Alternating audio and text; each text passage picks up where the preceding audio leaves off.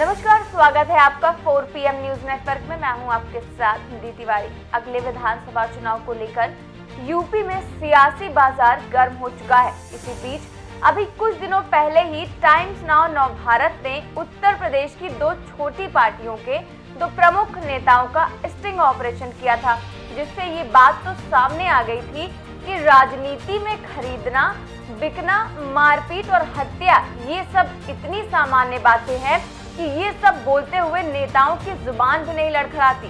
जी हाँ, times now Navbharat के sting operation में यूपी की राजनीति के दो बड़े चेहरे बेनकाब हुए हैं। उनमें पहले पॉलिटिकल प्लेयर का नाम है संजय निषाद, जो निषाद पार्टी के राष्ट्रीय अध्यक्ष है। संजय निषाद की असल सियासत ये है कि वो पैसे के लिए कुछ भी करने को तैयार हैं। इस स्टिंग ऑपरेशन में संजय निषाद कहते हैं कि हमारे लोग थाना फूंकने वाले हैं, हमसे बड़ा गुंडा कौन होगा। अगर चुनाव में किसी का मर्डर भी करना पड़े तो जरूर किया जाएगा। वहीं स्टिंग ऑपरेशन में यूपी के जो दूसरे नेता एक्सपोज हुए हैं, उनका नाम है ओम प्रकाश राजभर, जो सुहेलदेव भारतीय समाज पार्टी के अध्यक्ष हैं। ओम प्रकाश राजभर ने स्टिंग ऑपरेशन में कहा कि वो जिसके साथ जाएंगे पहले ही कह देंगे कि हम तुम्हारे साथ हैं, भले ही सीटें कम दो, लेकिन हमको चुनाव के लिए हमें पैसा चाहिए, चाहना तो तुम सीट बेच देना। तो इस स्टिंग ऑपरेशन में ओम प्रकाश राजभर ने चुनाव के लिए पैसे लेने और संजय निषाद ने चुनाव जीतने के लिए हिंसा तक करवाने की बात कह डाली थी। वहीं संजय निषाद और ओम प्रकाश राजभर के इस स्टिंग ऑपरेशन से सियासी गलियारे में भूचाल आ गया और स्टिंग ऑपरेशन में ये साफ हो गया कि किस तरह चुनाव नजदीक आते ही छोटे मोटे दल मोल भाव में लग जाते हैं और उन्हें ऐसा लगता है कि यही वो समय है जब बड़े दलों और नेताओं को अपने साथ जोड़ने के लिए जरूरत से ज्यादा झुका सकते हैं। असल में उनको ये ताकत उस वोट बैंक से मिलती है जो किसी खास जाति और खास इलाके पर आधारित होता है। इन दलों की ताकत यही है कि वो अपनी जाति के वोट को इकट्ठा कर सकते हैं और जिस दल के साथ वो मिल जाते हैं उस दल को उनका वोट मल्टीप्लायर के रूप में काम कर जाता है। इसलिए बड़ी पार्टियां भी उनको अपने साथ लेने के लिए लालायित रहती हैं। अब समाजवादी पार्टी की ही बात ले लीजिए, तो समाजवादी पार्टी के मुखिया अखिलेश यादव ने भी बड़े दलों से गठबंधन नहीं करने का ऐलान कर दिया है। उन्होंने अब छोटे दलों के साथ गठबंधन की बात की है। इसी के तहत इस समय उन्होंने राष्ट्रीय लोकदल, महान दल, अपना दल के साथ गठबंधन कर रखा है।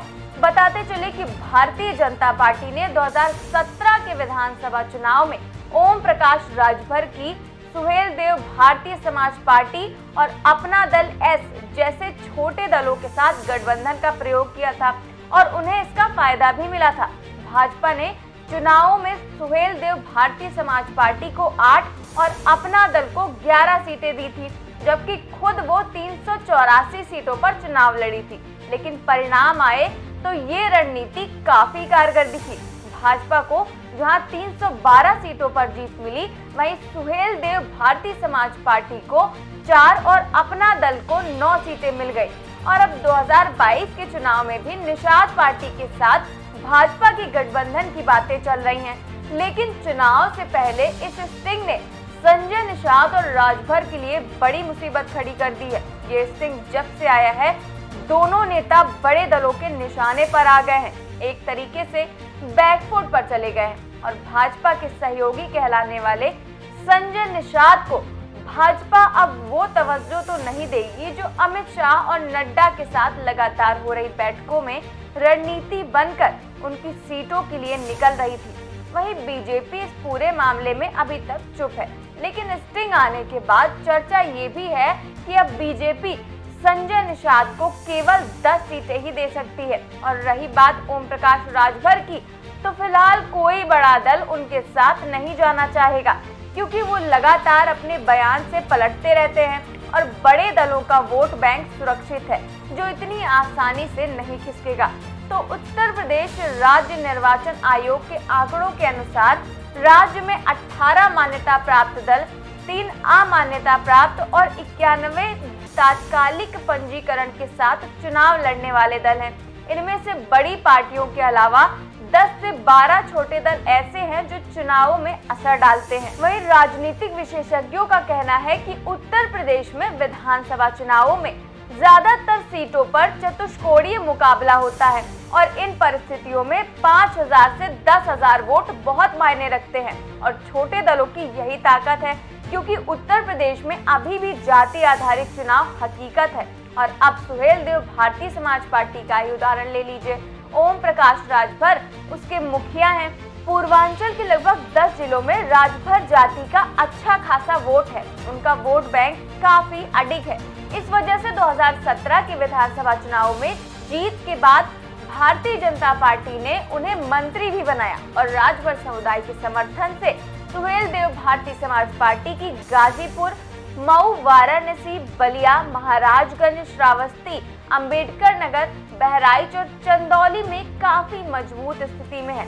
इनमें से भी करीब 45 सीटें ऐसी हैं जिनमें राजभर समुदाय निर्णायक भूमिका निभाता है और कुल मिलाकर करीब 150 सीटों वाले पूर्वांचल में 17-18% राजभर मतदाता हैं। राजभर तो अपनी ताकत को मजबूत करने के लिए भागीदारी संकल्प मोर्चे का गठन भी कर चुके हैं, जिसमें 8 छोटे दल शामिल हैं।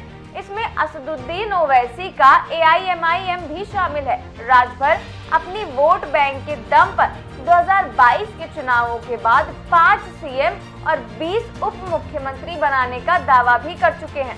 वहीं राजभर समुदाय की तरह निषाद समुदाय का भी पूर्वांचल में अच्छा खासा वोट बैंक है। निषाद समुदाय के तहत निषाद, केवट, मल्ला, कश्यप, मांझी, गोंड आदि 22 उपजातियां आती हैं और निषाद पार्टी के मुखिया इस समय संजय निषाद है और उन्होंने 2016 में बसपा का दामन छोड़कर निषाद पार्टी बनाई थी और साल 2017 के विधानसभा चुनाव में निषाद पार्टी ने पीस पार्टी ऑफ इंडिया, अपना दल और जन अधिकार पार्टी जैसे दलों के साथ गठबंधन किया था, लेकिन पार्टी को केवल 1 सीट पर ही जीत मिल पाई थी।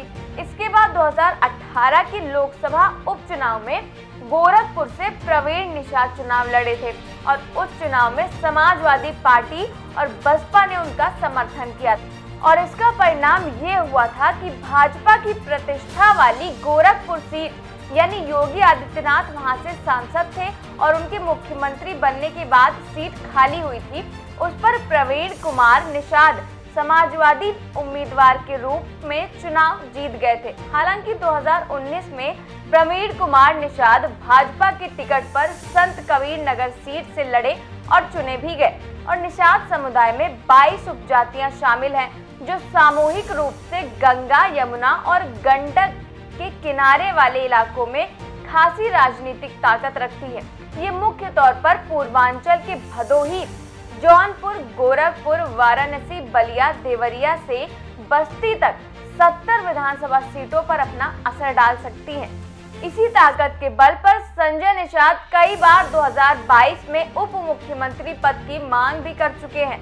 अब भविष्य में तो चाहे कुछ भी हो, लेकिन फिलहाल तो राजनीतिक गलियारों में इस स्टिंग ऑपरेशन से भूचाल जरूर आ गया है। अब देखना ये होगा कि ये दोनों नेता इस स्थिति से कैसे निपटते हैं।